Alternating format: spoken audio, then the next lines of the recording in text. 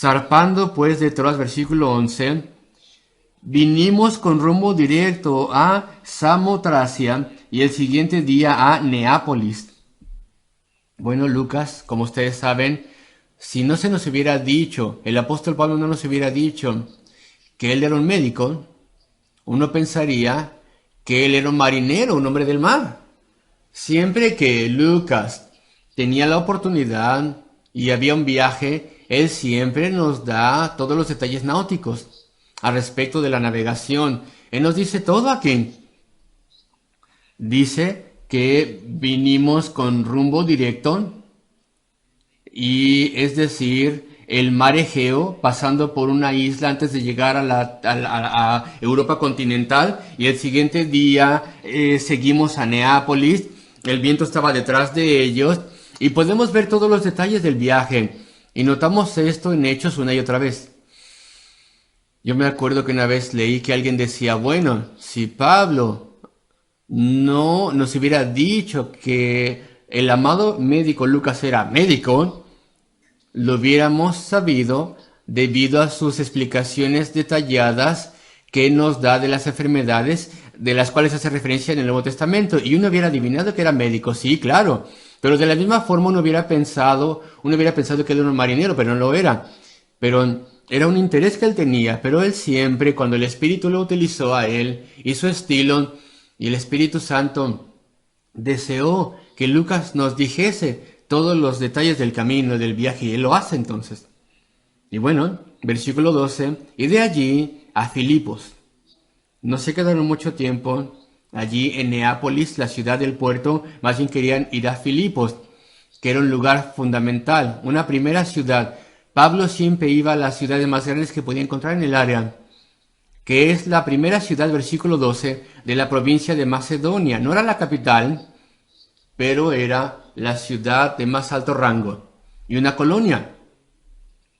Bueno, tenía el estatus de una colonia, a pesar de que era solamente una ciudad. Los romanos habían conferido este honor. Y estuvimos en aquella ciudad algunos días, al final del versículo 12. Y bueno, he dejado a un lado algo muy importante, que era mi tercer punto, y está en el versículo 10. Lo quiero mencionar. Aquí hay una tremenda sorpresa en el versículo 10, pero no la podemos ver fácilmente. Cuando vio la visión, enseguida procuramos partir para Macedonia. La sorpresa, y es una sorpresa grande, les puedo decir yo, está oculta en este versículo 10, y es la palabra nosotros. Está implícita en el español cuando nosotros, aquí es donde está, cuando nosotros vimos la visión, ya sé que lo dicen en singular, pero bueno, cuando vimos la visión, inmediatamente procuramos nosotros partir para Macedonia. Lucas, el autor de los hechos de los apóstoles, está incluido, sale de la nada. Cuando Timoteo se unió a la misión, Lucas nos dice todo respecto de él en el versículo 1. Sabemos al respecto de sus padres y de que él era aprobado y todo lo demás. Hay algunos cuantos enunciados de su biografía de Timoteo.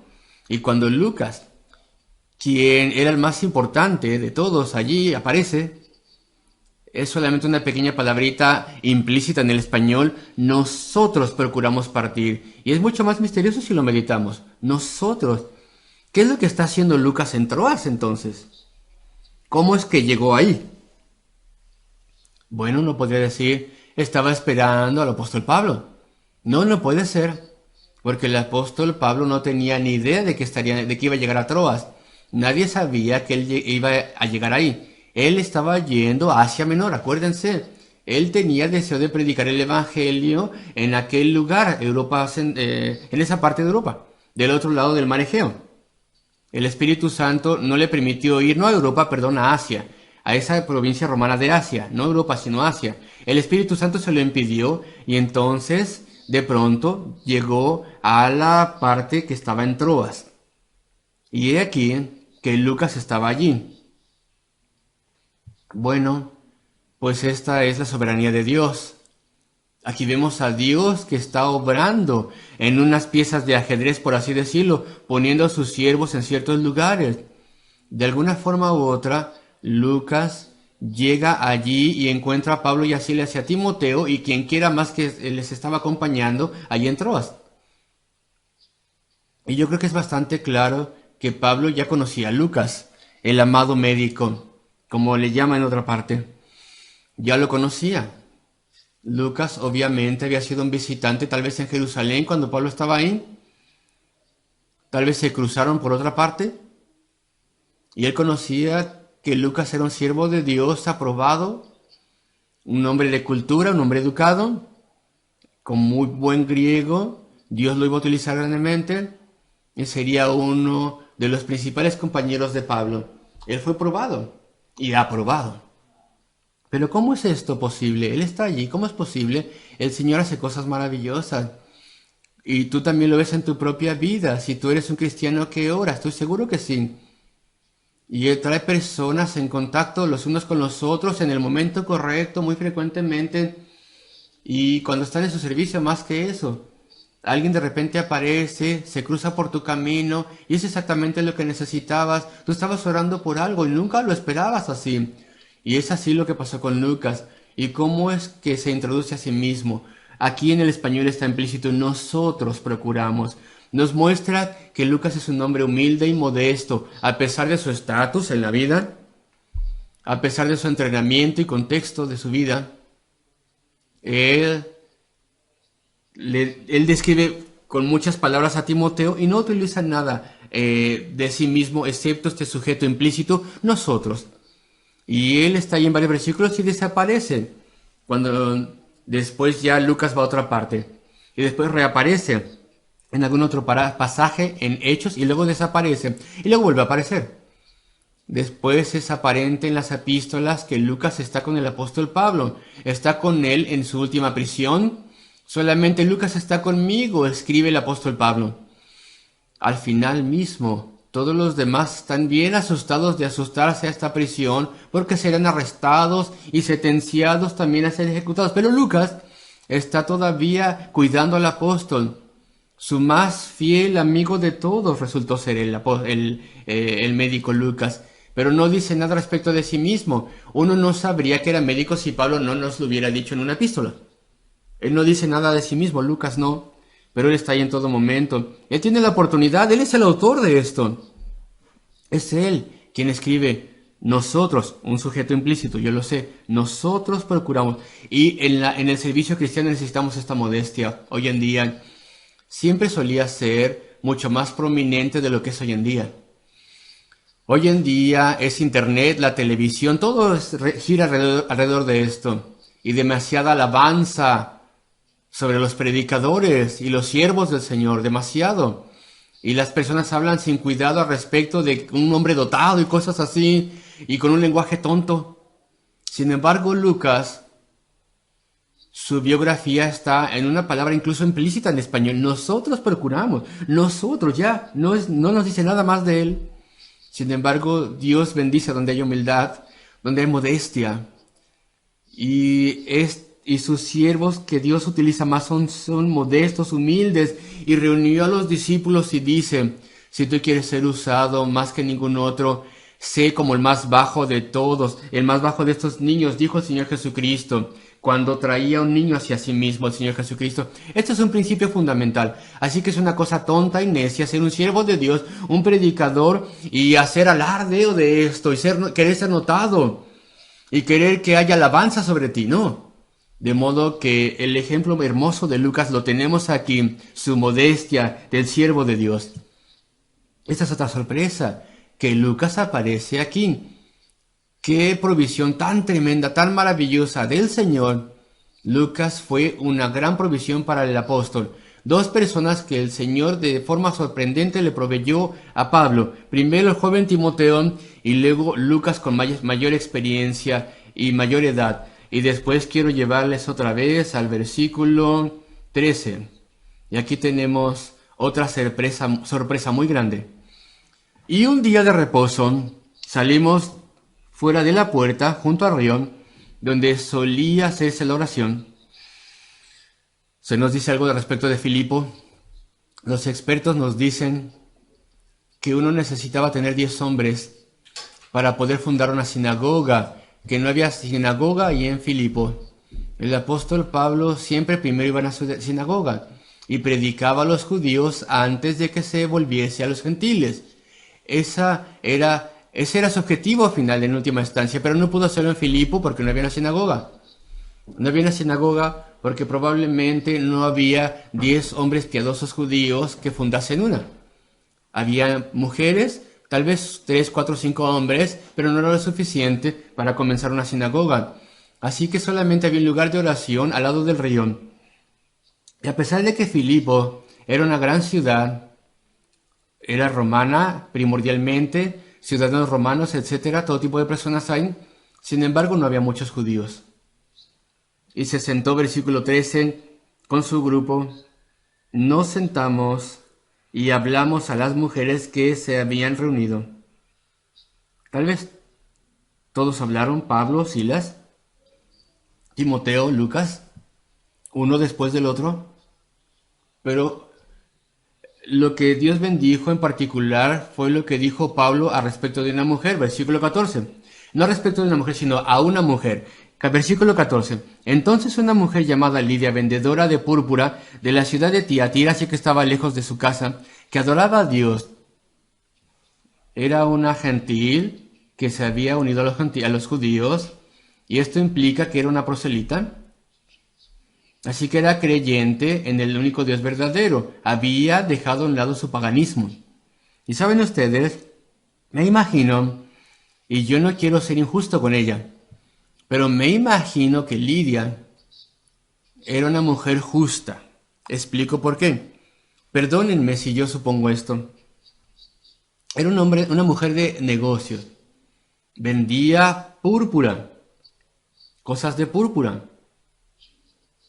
Era próspera, sabemos esto porque tenía una gran casa. Tenía muchas cosas, tal vez era viuda, tenía hijos tal vez, pero no se les menciona. Sí tenía siervos. Y toda su casa creía con ella. No solamente fue convertida ella, sino también sus siervos allí de su casa. Y cuando fueron bautizados juntos. Así que tenía recursos.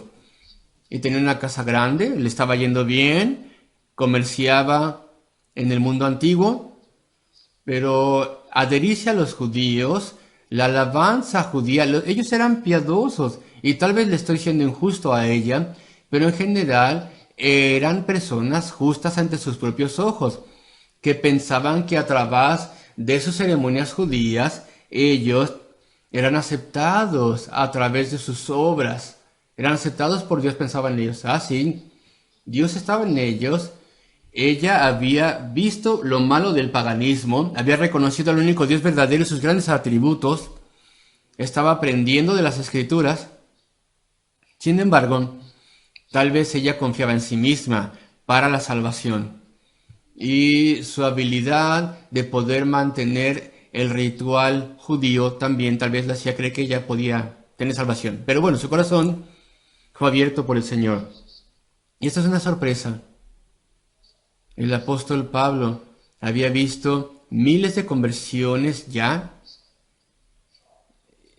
El ver una conversión no era una cosa sorprendente. Él conocía las doctrinas, él las enseñaba, que la conversión siempre era debida a una obra de Dios. Sin embargo, su primer converso europeo fue una mujer, una pagana. Eso era una sorpresa. No la primera europea que se haya convertido en general. Otros europeos habían sido convertidos hace tiempo. Así que no es correcto decir que Lidia fue la primera conversa europea cuando había gente de Roma en el día de Pentecostés que se convirtieron.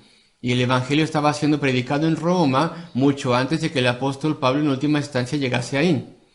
Así que sin lugar a dudas había conversos europeos antes de esto. Sin embargo, esta fue la primera conversa europea a través del ministerio del apóstol Pablo en la gran misión a los gentiles. Y la sorpresa fue que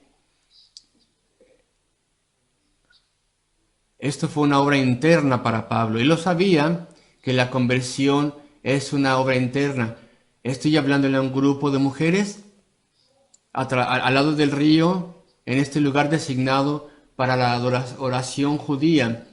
Y por lo menos hay una, después otros vinieron también a lo mismo, pero hay una que estaba escuchando con verdadero deseo, cuyos ojos mostraban luz de entendimiento, cuya facción en su rostro mostraba una necesidad de Cristo.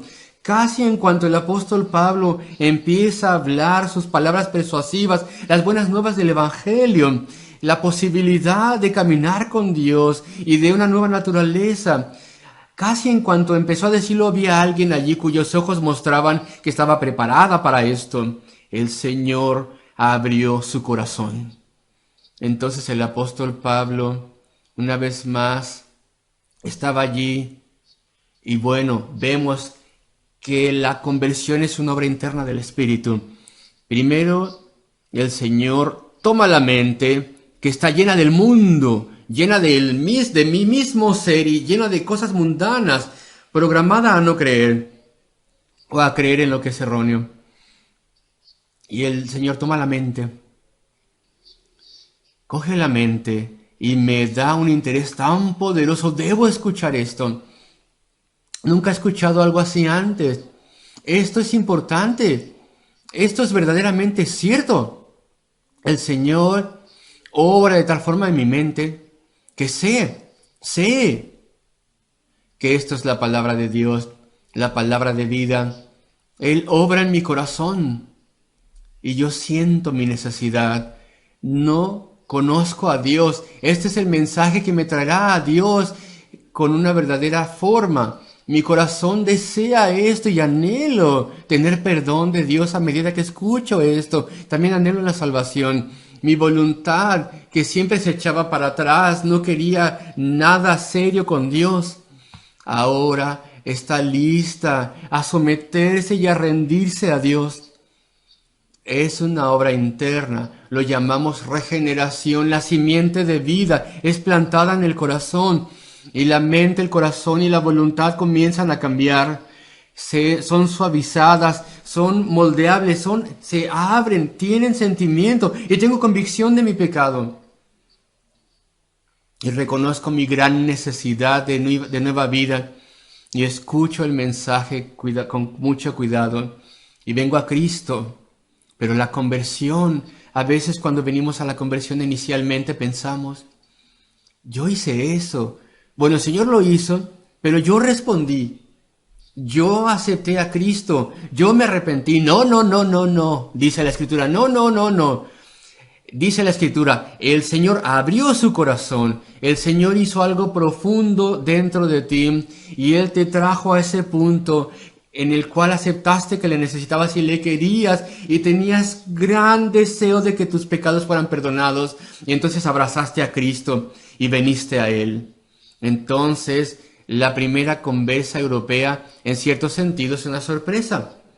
Y yo me imagino que habría otras mujeres en ese grupo que conocían bien a Lidia, tal vez algunas de sus siervas, y dijeron, ¿qué le ha pasado a la señora? ¿Qué le ha pasado? Nunca la hemos visto escuchando así. Es una mujer endurecida, una mujer de negocios. Escucha las cosas con cierto cinismo. No va a cambiar de parecer. Y ahí la tienes, escuchando con gran ansiedad, abierta, con prontitud, con deseo. ¿Qué le pasó a ella? ¿Qué le pasó? Es porque el Señor había abierto su corazón a la verdad. Y fue un evento tremendo. El apóstol Pablo enfrentó grandes multitudes antes y les predicaba con anhelo. Y el Espíritu obró allí. Y ahora solamente son unas cuantas damas al lado del río. Y él casi puede ver cómo está pasando las cosas en Lidia. Vio su rostro. La obra del Espíritu, una vez más él la vio. Cierta mujer, versículo 14, que se llamaba Lidia, vendedora de púrpura de la ciudad de Tiatira, que adoraba a Dios, estaba oyendo y el Señor abrió su corazón, abrió el corazón de ella para que estuviese atenta a lo que Pablo decía. Y espero que siempre haya personas en nuestra iglesia, en nuestras congregaciones, espero yo que sí, y oro que sea así. Oro que haya personas cuyos corazones el Señor abra. Ven esta noche cuando predicamos el Evangelio de Cristo en particular. Y oh, que el Señor abra corazones. Versículo 15. De repente avanzamos y cuando fue bautizada y su familia, los que creyeron en su familia evidentemente, nos rogó diciendo: si habéis juzgado que yo sea fiel al Señor, entrad en mi casa y posad. Y nos obligó a quedarnos. Se arrepintió, creyó, fue cambiada tremendamente. Y en los días de reposo subsecuentes, a través de ese periodo de tiempo, bueno, ella probó ser fiel al Señor, estuvo firme. Y siempre podemos reconocer un verdadero creyente, alguien cuyo corazón el Señor ha abierto, porque son fieles al Señor. Cuando sus familiares, en casa tal vez, o sus compañeros de trabajo y amigos también, se esfuerzan en arrastrarlos, quitarlos de la adoración y apartarlos de confianza en Dios, ellos dan su testimonio, pero son inamovibles. Siguen avanzando, no pueden dejar a Dios. Y dice entonces Lidia: si tú has visto que soy fiel, ella podía decir, cuando el diablo tienta y de forma interna la voz parece decir: ¿no puedes seriamente creer esto? Mira, estás avanzando en la dirección opuesta a todo mundo, allí en tu escuela, en tu universidad, en donde trabajas. En donde quiera que estés, vas al sentido contrario. ¿Tú piensas que todo el mundo está mal y tú estás bien? ¿Verdaderamente puedes creer estas cosas? Cuando el diablo intente quitarte del camino, no puedes ser arrancado del camino, porque encontraste a Dios y probaste la fidelidad del Señor. Entonces se prueba que eres fiel. Queridos amigos, cualquier fuerza que venga, si verdaderamente has sido salvo, no puedes fácilmente ser arrastrado lejos, no. Tal vez seas apartado más tarde, cuando tengas más confianza como creyente y tomes atajes y te olvides de orar y te olvides de tener comunión con tu amado Salvador y seas debilitado. Entonces tal vez el Señor quite la mano de ti momentáneamente para permitirte que te apartes, para aprender una lección. Pero en aquellos días iniciales, si verdaderamente se encontraba Dios, el Señor siempre te apegaba a sí mismo. Queridos amigos, se acaba el tiempo, o se acabó ya. Vimos la sorpresa de la provisión de Timoteo. Vimos que también fue otra sorpresa, que el apóstol Pablo fue impedido y su grupo, de modo que no pudieron ir a Asia Romana.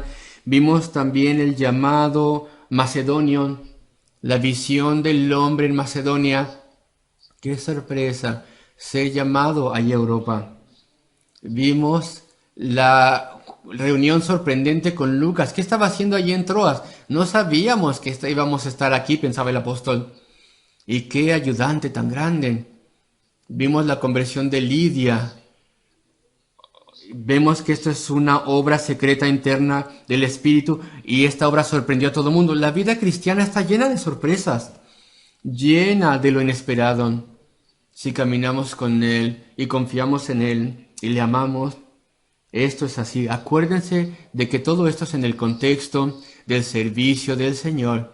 Si tú nunca le sirves, no vas a tener sorpresas, no vas a tener intervención del Señor, pero si tú le sirves, habrá tantas sorpresas en el caminar de la vida.